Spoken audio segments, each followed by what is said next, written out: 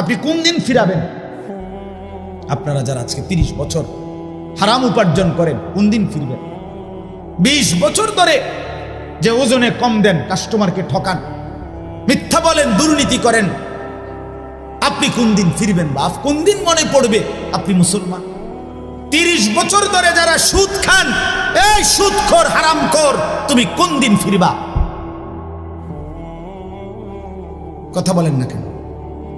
বলেন, কুকুরের গোশত হালাল না হারাম? ছাগলের গোশত হালাল না হারাম?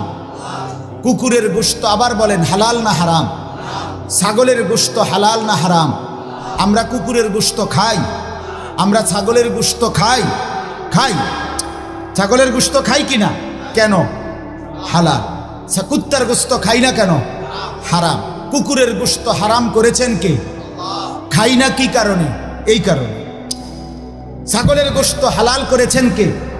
এজন্য খাই। তাহলে আল্লাহ হারাম করলে কুত্তার গোশত খাওন যায় না, আল্লাহ হালাল করলে ছাগলের গোশত খায়। তাহলে আল্লাহ হারাম করার পরেও সুদ খান কেমনে? আর সুদ খাইলে কুত্তার গোশত খান না কেন? আপনার কাছে যেহেতু আল্লাহর হারামের কদরই নাই, তো আপনি হেটা থুয়ে রাখছেন কি লেগা?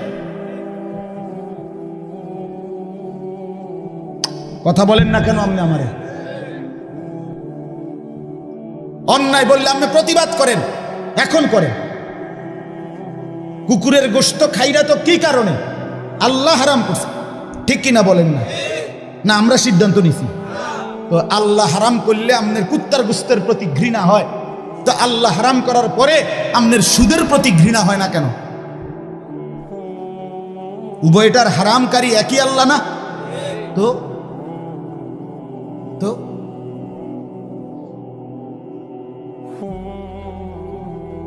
আখিরাত বরবাদ করেন না।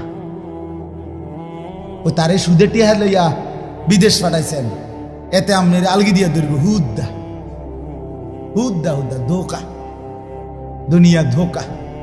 আপনি মরলে প্রথম বছর কক মুরকা, পরের বছর ফার্মের মুরকা, এরপরের বছর ফাঙ্গাস, এরপরের বছর এই বছর একটু বেশি ঝামেলা, এই বছর আব্বার লেগে দোয়া ফরাইলাম হইলে কিন্তু বেশি গেছে আছে, সামনের বছর বাড়াইয়া করুন, তো শেষ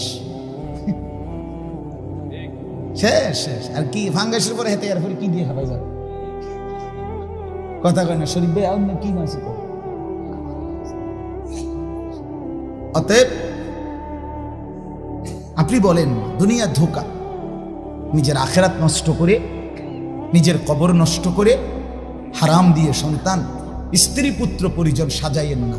এটা সাজবে না, নষ্ট হবে, ক্ষতিগ্রস্ত হবে। চলেন এবার তর্জমাটা শুনুন, কথা শেষ।